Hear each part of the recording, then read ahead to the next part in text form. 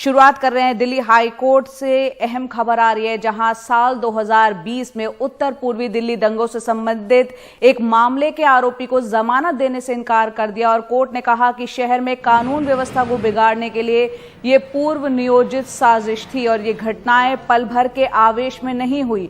शहर के जनजीवन को बाधित करने, सरकार का काम बाधित करने के लिए ये साजिश की गई। हमारे सहयोगी सौरभ शुक्ला हमारे साथ जुड़ रहे हैं। सौरभ, कई अहम बातें इस फैसले के दौरान कही गई है। आज जब कोर्ट ने फैसला अपना सुनाया, क्या कुछ और कहा है? पूर्व नियोजित इस दंगे को बताया है। जी बिल्कुल, देखिए जया, ये मोहम्मद इब्राहिम नाम का एक आरोपी है। उसकी बेल याचिका को खारिज करते हुए सुप्रीम कोर्ट ने ये माफ कीजिएगा, हाई कोर्ट ने स्ट्रांग ऑब्जर्वेशंस दिए हैं। जया, ये एफआईआर नंबर 60 है जिसमें जो दिल्ली पुलिस के हेड कांस्टेबल रतन लाल की मौत हो गई थी चांदबाग में 24 फरवरी को। एक मॉब ने पुलिस पर हमला किया था जिसमें डीसीपी अमित कुमार, उस समय शादरा के डीसीपी थे, वो काफी घायल हुए थे, वो आईसीयू में भी एडमिट रहे। एसीपी गोकुलपुरी की भी काफी चोट आई थी। इस पूरे मामले में पुलिस ने लगभग 100 से ज्यादा आरोपी बनाए थे।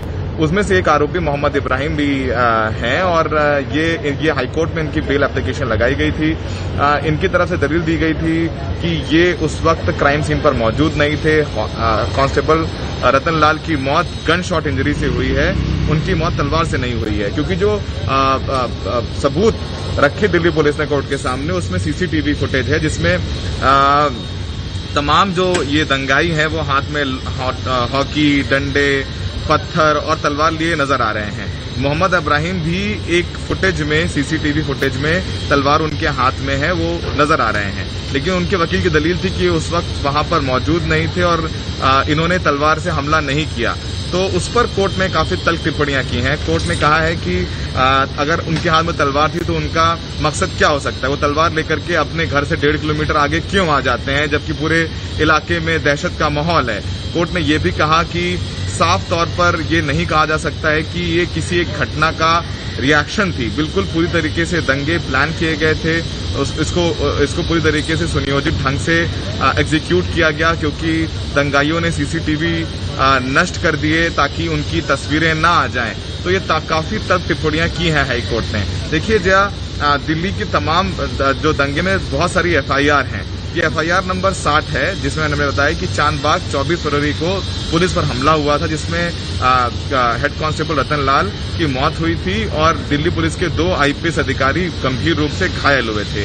ये उस केस में सुनवाई के दौरान कोर्ट ने कहा है और इसी केस में कोर्ट लगभग 6 आरोपियों को बेल भी दे चुका है।